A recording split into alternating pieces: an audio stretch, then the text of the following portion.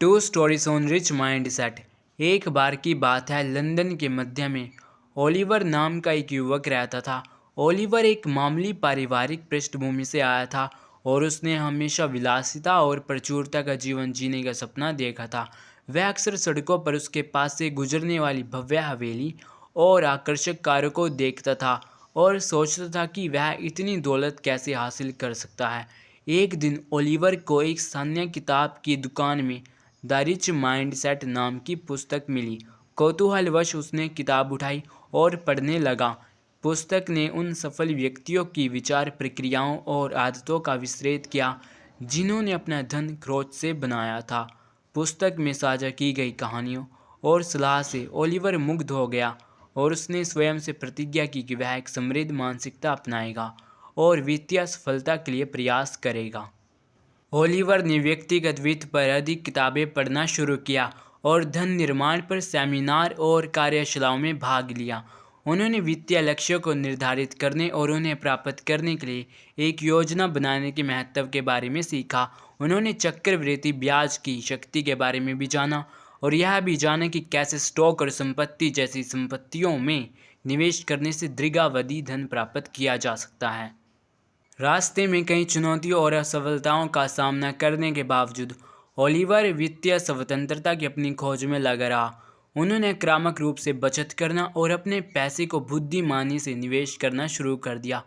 उन्होंने अपनी खर्च करने की आदतों का प्रबंधन करना और फालतू के खर्चों से बचना भी सीखा जो उनकी बचत को ख़त्म कर देते थे।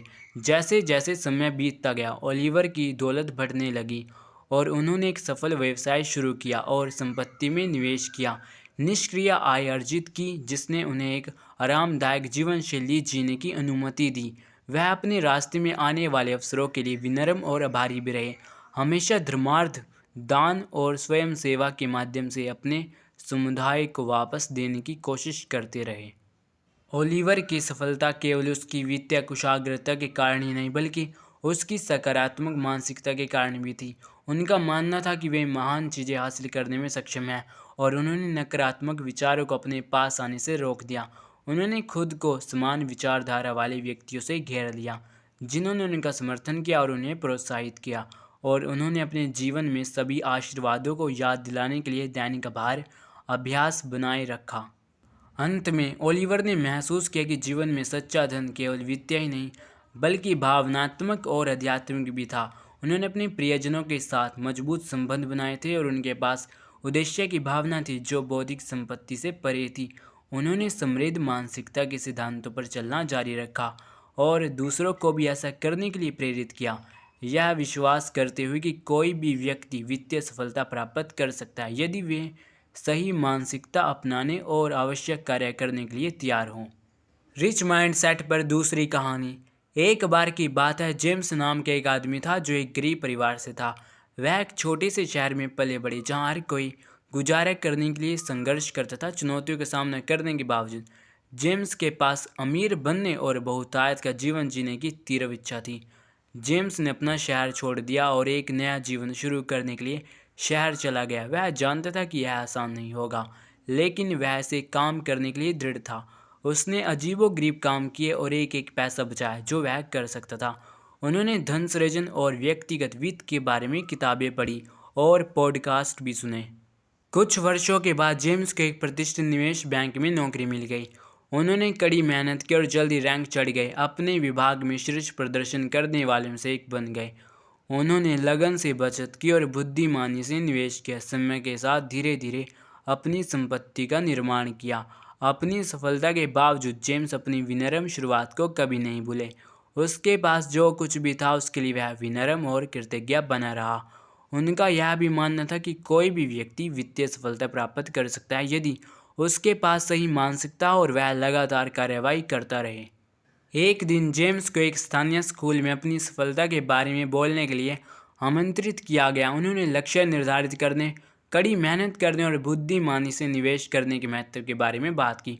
उन्होंने एक समृद्ध मानसिकता की आवश्यकता पर भी जोर दिया, एक ऐसी मानसिकता जो प्रचुरता, सकारात्मकता और कार्रवाई करने पर केंद्रित हो। जेम्स ने कहा, अमीर होने का मतलब सिर्फ ढेर सारा पैसा होना नहीं है, यह बहुतायत और समृद्धि की मानसिकता रखने के बारे में है। जब आप मानते हैं कि आप अपने जीवन में धन और प्रचुरता पैदा कर सकते हैं तो आप अवसरों को आकर्षित करते हैं और इसे पूरा करने के लिए कदम उठाते हैं।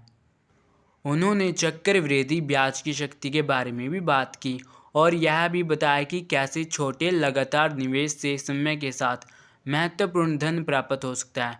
उन्होंने छात्रों को जल्दी निवेश करने के लिए प्रोत्साहित किया, भले ही यह हर महीने एक छोटी सी राशि क्यों ना हो।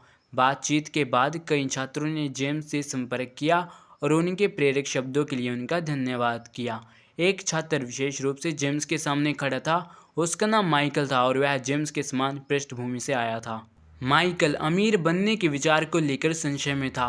उनका मानना था कि उनके जैसे व्यक्ति के लिए वित्तीय सफलता हासिल करना संभव था।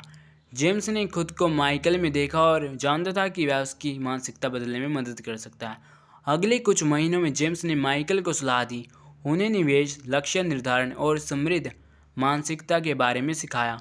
उन्होंने माइकल को हर महीने एक छोटी राशि का निवेश शुरू करने के लिए प्रोत्साहित किया और उन्हें दिखाया कि समय के साथ एक दिन में कुछ पाउंड भी कैसे जुड़ सकते हैं। धीरे धीरे लेकिन निश्चित रूप से माइकल की मानसिकता बदलने लगी। उन्होंने अपने जीवन में धन और प्रचुरता पैदा करने की अपनी क्षमता पर विश्वास करना शुरू कर दिया। उन्होंने लगातार कार्रवाई करी, हर महीने अधिक से अधिक निवेश किया। समय के साथ उनका निवेश बढ़ने लगा और उन्हें अपने परिश्रम का फल दिखाई देने लगा। वर्षों बाद माइकल एक सफल उद्यमी बन गया जिसने एक मल्टी मिलियन पाउंड का व्यवसाय खड़ा किया। उन्होंने अपनी सफलता के श्रेय जेम्स से सीखे सबक और अपने द्वारा अपनाई गई समृद्ध मानसिकता को दिया।